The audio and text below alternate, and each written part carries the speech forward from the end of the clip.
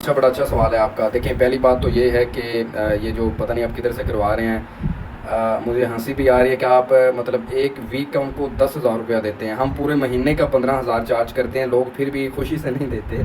मतलब अ, शायद आपको लगता होगा हम वीडियोस बनाते हैं, पता नहीं कितना हम चार्ज करते होंगे। जो पेशेंट डेली हमारे पास आते हैं, हम महीने का उनसे 15,000 लेते हैं और हम कहते हैं हम सुबह 9 से 6 बजे तक है, सारा दिन बैठ के मेहनत करें, जहाँ पे ज़रूरत है हमने सारा उनको सब कुछ प्रोवाइड किया हुआ है। मेहनत उन्होंने खुद भी करनी है ना, जो हमारे ज़िम्मे हम करेंगे, जो उनके ज़िम्मे है वो करेंगे, लेकिन फिर भी आवाम राज़ी नहीं होती है। और रही बात जो है ब्रेसिस का फ़ायदा नहीं होता, देखें ब्रेसिस का क्यों फ़ायदा नहीं होता। ब्रेसिस के बगैर, ब्रेसिस जो है ना ये एक सपोर्टिव डिवाइस होती है, ठीक है। इसके अब मल्टीपल जो है ना वो कह लेंगे फ़ायदे हैं। एक तो फ़ायदा ये है कि ये आपकी बच्चे की जो पोजीशन है ना वो मेंटेन रखता है। बच्चों में अकड़ाव होता है बॉडी के अंदर, जब आप उसको एक्सरसाइज करवाते हैं छोड़ते हैं तो वो बच्चा फिर पोजीशन ख़राब कर लेता है, टांगों को टेढ़ा मेढ़ा कर लेता है और पाँव फिर उसी गलत पोजीशन में रखना शुरू कर देते हैं। जब आप लोग ब्रेसेस लगाते हैं तो पाँव की पोजीशन, पूरी बॉडी की पोजीशन एक जो मेंटेन उस हालत में रहती है, ठीक है। और उसके बाद क्या होता है, इसी से आपने बच्चे को विदाउट एनी सपोर्ट खड़ा करना सिखाना होता है, इसी से चलना सिखाना होता है, ठीक है। तो ब्रेसिस का बिल्कुल फ़ायदा होता है। ये बात अगर फ़ायदा ना हो तो ये जो एक अलग फील्ड उन्होंने बनाई हुई है अपना इसकी जो ये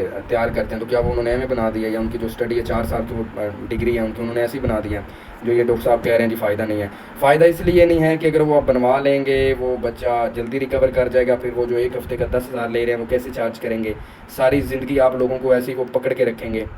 तो इसीलिए आप लोगों ने जो है ना वो इस चीज़ पे नहीं जाना कि वो डॉक्टर ऐसे कह रहा है वो ऐसे कह रहा है। ये ज़रूरत वाली चीज़ है, ठीक है।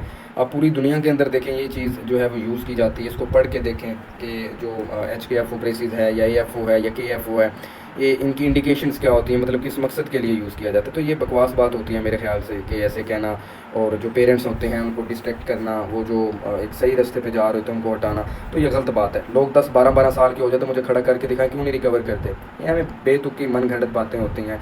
प्रैक्टिकल करना है, यहाँ पे हर चीज़ इन्होंने रटी रटाई की होती है, प्रैक्टिकल करके दिखाएं। ऐसे बच्चों को तो टाइम ही नहीं कोई देता, इसी वजह से ये सही नहीं होते, ठीक है। तो उसको आपने नॉर्मल पोजीशन में लाने के लिए ज़रूरी है, बेतुकी बात है। खुदा हाफिज़।